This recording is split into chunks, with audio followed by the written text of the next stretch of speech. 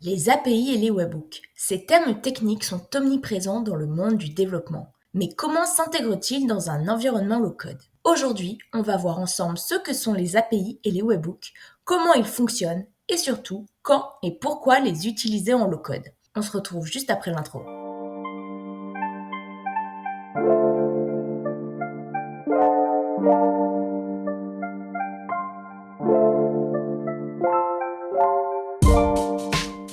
API. Trois lettres qui reviennent sans arrêt dès qu'on parle d'intégration.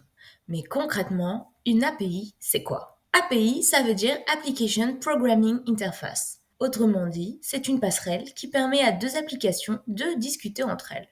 Un peu comme un serveur dans un restaurant qui transmet votre commande en cuisine et vous la rapporte. Mais comme dans les restaurants, toutes les API n'ont pas les mêmes manières de fonctionner.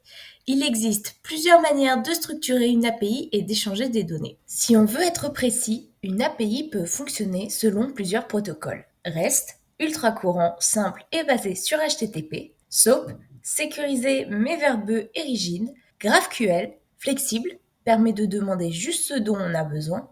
Et RPC, qui est utilisé pour exécuter des commandes distantes. Dans un contexte low-code, on va principalement travailler avec REST. Et c'est sur ce dernier qu'on va se concentrer dans cette vidéo. C'est le plus utilisé et le plus accessible. Cependant, si vous travaillez avec des systèmes legacy ou anciens, sachez que SOAP peut aussi entrer en jeu. Ok, maintenant qu'on sait pourquoi REST est le grand gagnant pour le low-code, voyons comment ça fonctionne. Une API REST fonctionne avec des endpoints, ce sont les URL qu'on appelle, et des méthodes qui indiquent à l'API ce qu'on veut faire. Get, c'est pour récupérer des infos, post pour ajouter des données, put pour mettre à jour, delete pour supprimer. On envoie aussi des headers avec des informations techniques pour l'authentification par exemple, et aussi parfois un body avec des données qui vont être utiles à l'API. On va illustrer avec un exemple d'un appel à API dans Make. On va utiliser l'API Sirène qui permet de retrouver les informations sur les entreprises françaises. La première étape, c'est de créer un module HTTP dans Make. Dans ce module HTTP, on va d'abord préciser l'URL de notre API. Pour trouver l'URL de votre API, c'est très simple. Vous allez sur le site de l'API et c'est documenté. Ici, notre API, elle s'utilise avec cette URL et en précisant le sirène sur lequel on souhaite avoir des informations à la fin. On va utiliser une méthode get puisqu'on souhaite obtenir des informations. Puis l'authentification à cette API se fait dans le header. Parfois, l'authentification se fera directement dans l'URL où on vous demandera de préciser la clé d'API. Et sinon, la clé d'API doit se mettre dans le header après le XINC API Key Integration. Pour trouver la clé d'API, là aussi c'est très simple, il faut souvent souscrire sur le site internet de l'API, puis ça vous donne une clé. Donc ici je ne la fais pas apparaître, mais c'est dans la case value qu'il faudrait la mettre. Je précise ensuite l'attendu de la réponse, je peux enregistrer et faire tourner ma requête. J'ai fait tourner ma requête au moment où j'avais bien une valeur dans clé d'API, et pour consulter les résultats, je vais dans Output Data et je vois que l'API m'a bien renvoyé les informations sur le sirène que je recherchais. Si vous avez bien suivi jusque-là, vous savez qu'avec une API classique, on doit interroger un serveur pour voir s'il y a du nouveau. Mais ça, c'est un peu comme actualiser sa boîte mail toutes les 10 secondes, c'est pas très efficace. C'est là qu'interviennent les webhooks. Au lieu de poser la question en permanence, le serveur vous envoie automatiquement une notification dès que quelque chose d'important se passe. C'est le même principe que quand vous recevez un SMS de confirmation après un paiement en ligne. L'information vient à vous. Si vous utilisez une plateforme low-code, bonne nouvelle, vous n'avez généralement pas besoin de créer vos propres webhooks. Pourquoi? Parce que ces plateformes offrent déjà des webhooks intégrés via leur connecteur natif. Prenons Power Automate. Il propose des connecteurs préconfigurés dans des dizaines d'applications. Vous retrouverez par exemple Monday ou Salesforce. Dès qu'un événement se produit dans ces applications, le connecteur agit comme un webhook et déclenche une action sans que vous ayez besoin d'en créer un vous-même. Même principe sur Make, où chaque module de déclenchement est en réalité un webhook caché.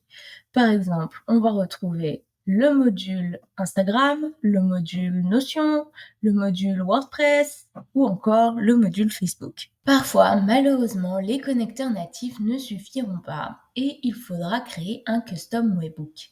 Quelques exemples de cas où le custom webhook est nécessaire.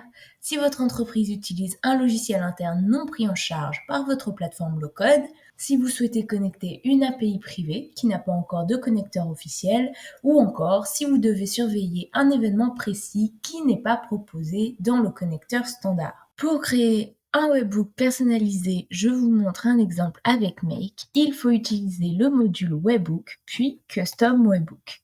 Ici, vous choisissez un hook qui vous donne une adresse qu'il vous faudra communiquer au service en charge de surveiller et vous envoyer les données au moment opportun. API et webhook ne sont pas en opposition, mais bien complémentaires. D'ailleurs, un webhook n'existe pas sans une API, c'est elle qui lui permet de fonctionner.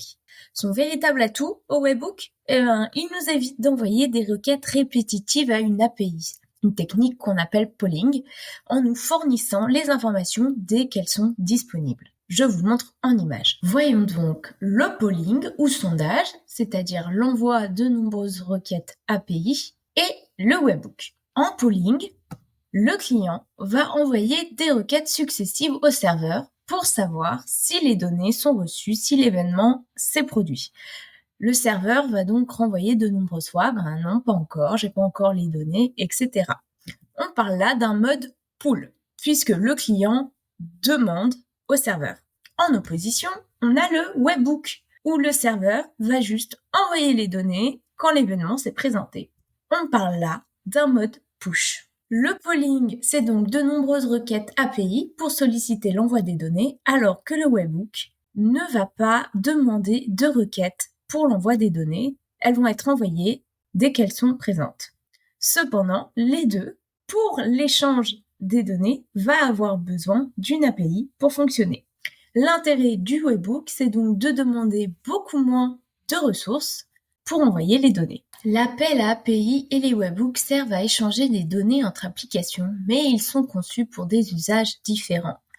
On utilise un appel à API, donc un mode pull quand on a besoin d'accéder aux données à la demande ou on doit récupérer des informations à intervalles réguliers. En revanche, on va utiliser le webhook, le mode push, quand on veut être informé en temps réel qu'un événement se produit. API et webhook sont donc deux outils essentiels pour automatiser les échanges entre les applications.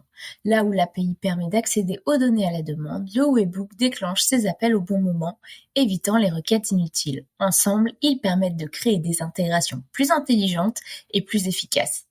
Si cette vidéo vous a aidé, pensez à liker, vous abonner et me dire en commentaire quel sujet vous aimeriez voir ensuite. À très vite pour explorer encore plus le monde du low-code sur Low Code My Flow.